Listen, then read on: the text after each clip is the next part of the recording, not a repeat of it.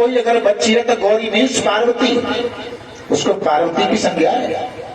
9 वर्षाच रोहिणी, 9 साल की कोई बेटी है, बच्ची है, वो दाऊ जी की माता रोहिणी के समान है। 10 वर्षा भवेत कन्या, 10 वर्ष की कोई कन्या है वो कन्या के समान है, कोई बच्ची है वो कन्या के समान है।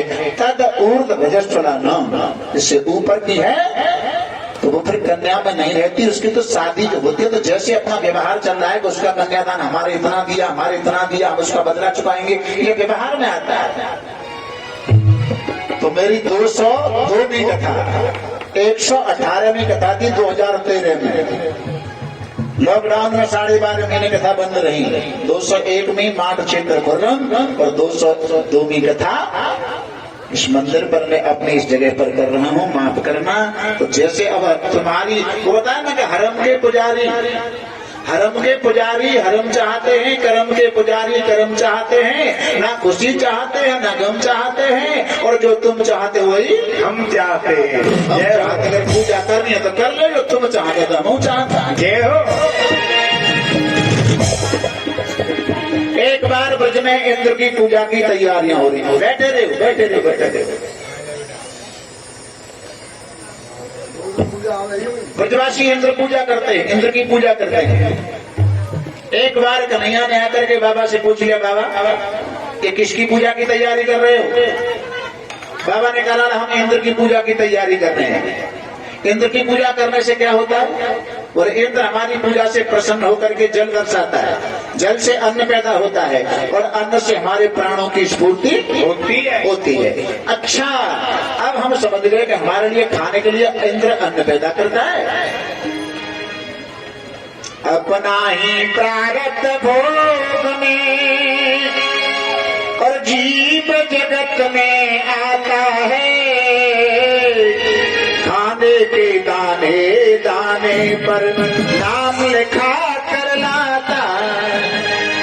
कर्मणा जायन्ते जंतु, जंतु माने जीव, जीव का कर्म जन्म से ही कर्म से ही जन्म होता है। कर्मणा जायन्ते जंतु कर्मणैव विलीयते, सुखम दुखम वयम क्षेमम कर्मणा विपद्यते। सुख दुख जो कुछ मिलता है वो अपने कर्म के अनुसार मिलता है। तो बाबा अब एक काम करो, तुम इंद्र की पूजा छोड़ो, हमारे गोवर्धन नाथ की पूजा करो। गोवर्धन की पूजा के लिए ब्रजवासी लोगों ने कहा कि नहीं, इंद्र की पूजा हम छोड़ दें, इंद्र नाराज हो जाए तो क्या इंद्र के कोप से तुम्हारे गोवर्धन देवता बचा सकते हैं? बचा लेंगे। हम जब भोग लगाए तो हमारे भोग को पा सकते हैं? बोले बिल्कुल पाएंगे। टूटी फूटी सेवा करने वाले स्वीकार करेंगे? बोले बिल्कुल करेंगे। जो तुम शर्त लगाओ सारी शर्त मंजूर है। लेकिन ये गोवर्धन की कथा आती है। गोवर्धन है कौन? गोवर्धन है द्रोणागिरि के पुत्र, जहाँ से हनुमान जी संजीवन बूटी लेके आए। द्रोणागिरि से रावण के बाबा पुलस्त ऋषि, विश्वश्रवा के पिता, उन्होंने कहा कि आप अपने इस पुत्र को गोवर्धन को मुझे दें तो मैं काशी में स्थापित करके अपनी मनोकामना पूर्ण करूं। अब भाई चाहे काऊ में 1 बालक हो, चाहे काऊ में 10 बालक हो, कोई खुशी खुशी तो बालक को देने वाला है नहीं। द्रोणागिरि को बड़ा दुख हुआ। गोवर्धन जी ने कहा पिताजी ये तो संत हैं, पुलस्त ऋषि संत हैं, संत सेवा में आप मुझे इनके साथ भेज दो।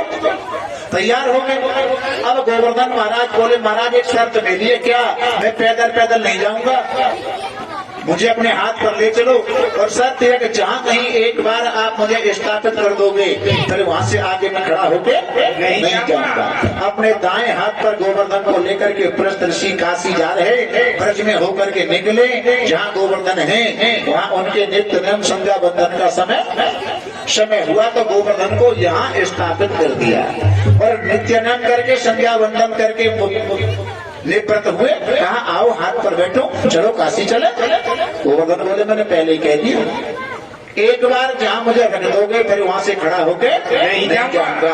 आवेश में आकर के पुलस्त ऋषि ने कहा, तूने मेरे मन की इच्छा पूरी नहीं होने दी है, अब मैं तुझे साप देता हूँ, एक बार कलयुग में तुझे कोई अस्त्रता से प्रहार करेगा तो तू एक तिल के बराबर कम हो जाएगा।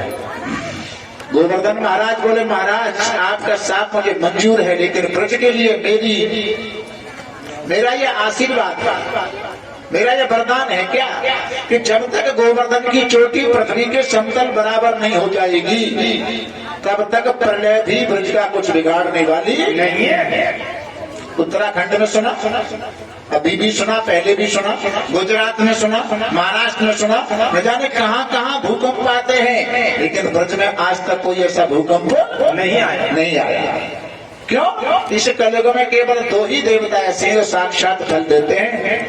दक्षिण भारत में तिरुपति बालाजी और ब्रज प्रदेश में श्री गोवर्धन महाराज। कोई कामना लेकर के जाए उनके चरणों में। जिस समय ब्रजवासी पूजा कर रहे हैं तो लंबाई चौड़ाई ऊंचाई कितनी है मालूम?